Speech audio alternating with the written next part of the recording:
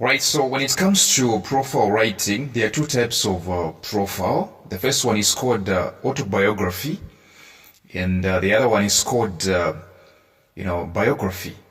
Autobiography is whereby, the person writes about themselves.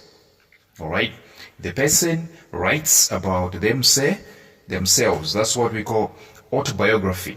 That's why auto which means self. Yes, the writer writes about himself or herself.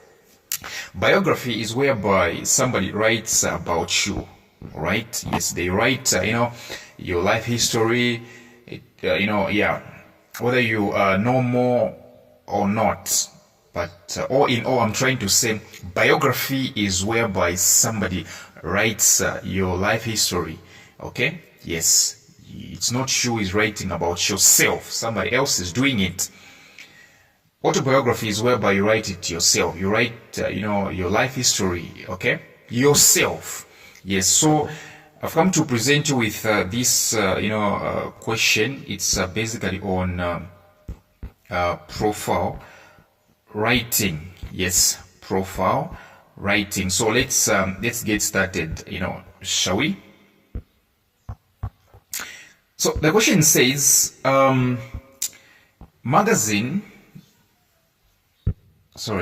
editor of your school magazine has decided to produce a special issue of the magazine in which articles and reports about the past and present history of the school will claim most space.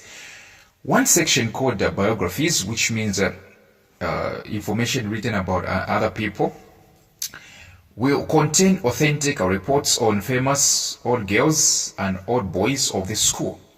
One of the ex-pupils of your school, who has now become a minister, is a distant relation of yours. You decided to contribute to the biographies section.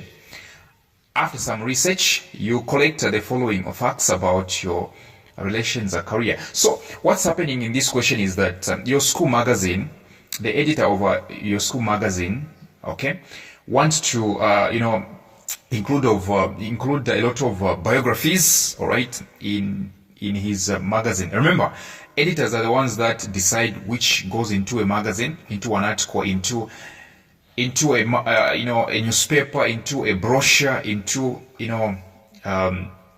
a journal. So your school magazine editor intends to include a lot of biographies, all right, in one of the sections. Yes. So now these biographies, your editor wants biographies, concerning the pupils that were at this school. Okay, the pupils that were at this school before you. Okay, yes. Old girls and old boys of the school, which means people that have passed through this school. Yes. Now you realize that one of your relatives,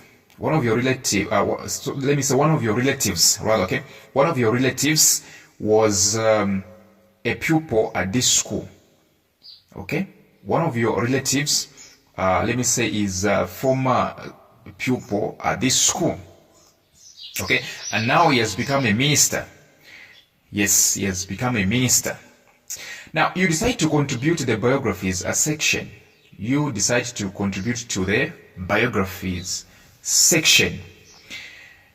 Now, after some research about your relative, you collect the following facts about your relations career. Now, so what you need to do, you go straight to the question. It says, using the points listed above, which means all of them are important. When they say using the points listed above, it simply means to say none of them is useless. All of them are important. None of them is irrelevant. All of them are relevant. Okay?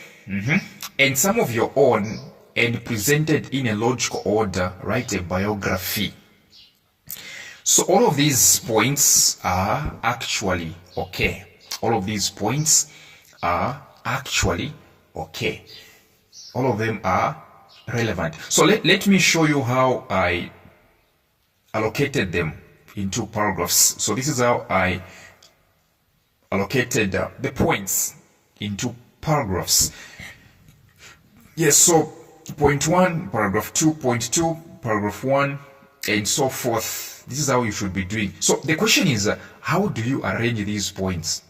Let's say you decide, okay, these points are relevant. How do you arrange them? How do you know where to write them? Well, how you know where to write them has got everything to do with what? Identifying the general contexts in the points, which means I'm trying to say, try to understand very well what this point is saying and then compare it to the next point. If they are similar to each other in terms of what they are talking about, then you can put them in the same paragraph. Or if you think they can link somewhere, they might not be similar, but if you think they can link up somewhere, then put them in the same paragraph. Yeah, that's why when the examiners are checking out your compositions, all right, the markers, when they're checking out your compositions, okay, they do not restrict your answers to their answers. No, they know that you have your own way of writing. What's important is knowing which points are relevant, which ones are irrelevant. All right. So let me show you my profile, the biography itself. When writing the biography, even if you don't write your name, it's fine. You simply write the name. You simply write the name of the person whose life history you are trying to pour out. So in this case, this is the name that I put. Yes, this is the title. Just write the name. So let me go through, since I've shown you the points and the paragraphs where they should belong. Right, let me just go through the composition itself. Yes.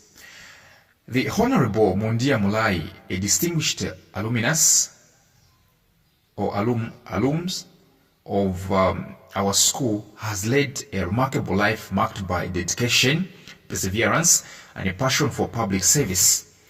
Born in the rural area of Mambwe, he began his journey tending his father's cattle, fetching water, and collecting firewood in the beautiful countryside. Despite the challenges, he pursued his primary education in Mambwe and later attended the renowned Luwa Missionary School in Mbala for his secondary education. The minister's career path was not without its twists and turns. He initially worked as a clerk in the remote council offices of Kawamba district, but soon realized it wasn't the right fit.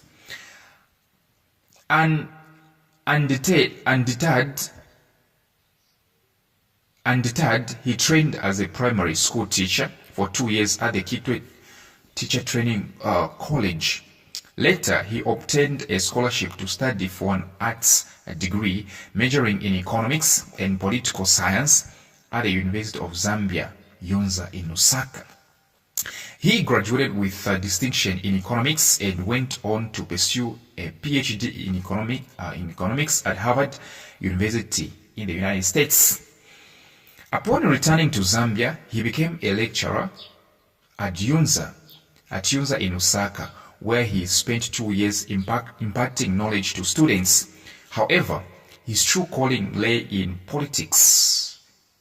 In 1978, he entered the fray and was elected Member of Parliament for his home constituency of Kawambwa in the first general election. His rise to prominence was swift, and in 1984 he became a cabinet minister, holding various portfolios with remarkable success. The minister's private life is a testament to his humility and simplicity. The minister's private life is a testament to his humility and simplicity. He is married to a nurse and they have 4 independent and working children. His charming personality, plain speaking, and sense of humor have endeared him to many. As a man of action, he is eloquent in speech and efficient in his work. Throughout his illustrious career, Honorable Mundia Mulai has remained committed to serving the people of Zambia.